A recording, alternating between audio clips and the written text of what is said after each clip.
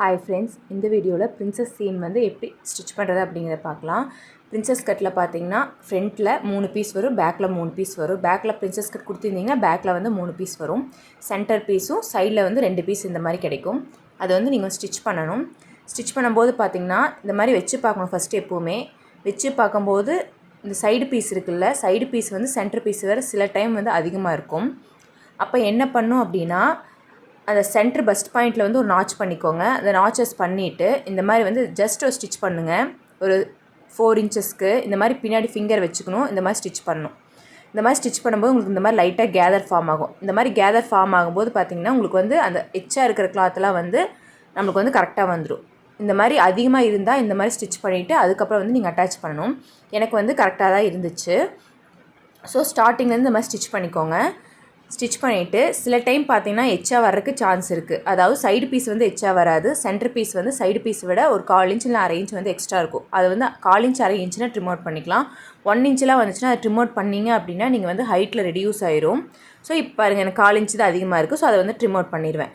இதே மாதிரி நீங்கள் பேக்குக்கு பிரின்சஸ் கட் கொடுத்துருந்தீங்கன்னா 2 பீஸுமே வந்து 1/4 இன்ச் அதிகமாக வந்துச்சுன்னா ஒன்றும் பிரச்சனை இல்லை. நீங்கள் ஃப்ரண்ட்டு கம்மியாக வந்து பேக் அதிகமாக வந்துச்சு அப்படின்னா நீங்கள் வந்து தப்பாக ஸ்டிச் பண்ணியிருக்கீங்கன்னு அர்த்தம்.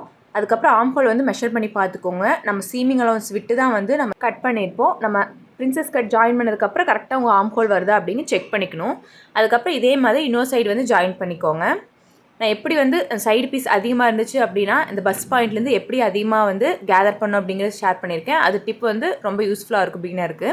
சைடு பீஸ் வந்து அதிகமாக இருந்துச்சு அப்படின்னா உங்கள் பஸ்ட் பாயிண்ட்லேருந்து மேலே 2 இன்ச்சு, பஸ்ட் பாயிண்ட்டுக்கு கீழே 2 இன்ச்சு வந்து நீங்கள் வந்து அந்த ஃபிங்கர் வச்சு கேதர் பண்ணிக்கோங்க. அப்படி வச்சுட்டிங்க அப்படின்னா உங்களுக்கு வந்து அந்த எந்த அளவுக்கு கேதர் அதிகமாக இருக்கோ அதை வந்து கொஞ்சம் கம்மி பண்ணிக்கலாம்.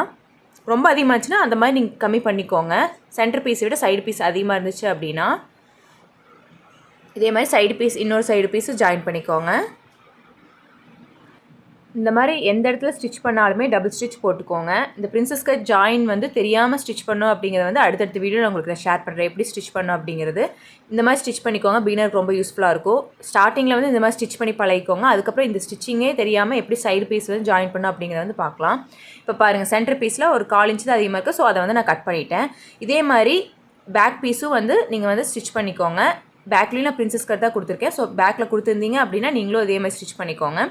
இந்த வீடியோ கண்டிப்பாக பிகினருக்கு ரொம்ப யூஸ்ஃபுல்லாக இருக்கும்னு நினைக்கிறேன். எந்த அளவுக்கு அதிகமாக இருந்துச்சு அப்படின்னா எப்படி கேதர் பண்ண அப்படிங்கிற இந்த வீடியோ ஷேர் பண்ணியிருக்கேன். நான் போகிற வீடியோஸில் யூஸ்ஃபுல்லாக இருக்கும்னு நினைக்கிறேன். தேங்க்ஸ் ஃபார் வாட்சிங். பாய்.